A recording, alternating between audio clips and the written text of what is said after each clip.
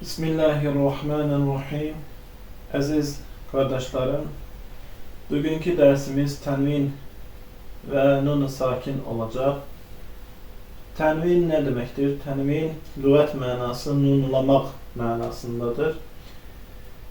İstilahi termi mənası isə ismin sonunu cəzimli nun ilə oxumaqdır. Yəni kəlmənin sonuna nun səsini verməkdir. Və burada biz yazı taxtasında qeyd etdik. Üstün əsrə ötrə. Üstün ə səsi idi, əsrə i səsi, ötrə isə u səsidir. Tənvin də demək olar ki, bundan meydana gəlir, yəni üstün əsrə ötrədən meydana gəlir. Üstün ə, əsrə i, ötrə u. Burada üstündə bir xət, altda bir xət və ötrə, sanki virgül işarəsi vardır. Və bu hərəkələrdən üstün, əsrə, ötrə hərəkəsindən 2 ədəd olduğu zaman artıq tənvin meydana gəlmiş olur. Biz bunu qeyd etdik. Məsələn, bir üstün, üstə gəl, digər bir üstün, 2 üstün.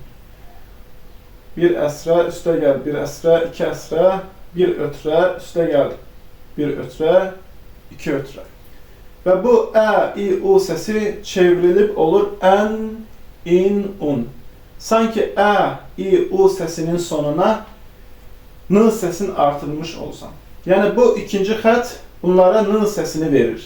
Ə, ən, i, in, u, un. Ən, in, un. Bu şəkildə tənvin dərsini biz başa düşməliyik. Nun-u sakin. Nun-u sakin cəzimli nuna deyilir. Burada misallarını yazdıq. Ən, in, un. Yəni cəzimli olan nuna nun-u sakin deyilir. Cəzimli nun kəlmənin sonunda və ortasında meydana gəlir. Eyni şəkildə cəzimlər də həmçinin kəlmənin əsasən sonunda və ortasında meydana gəlir. Yəni heç bir kəlmə cəzm ilə başlamır. Cəzmə misal olaraq biz qul subhanallah kəlməsini yazdıq.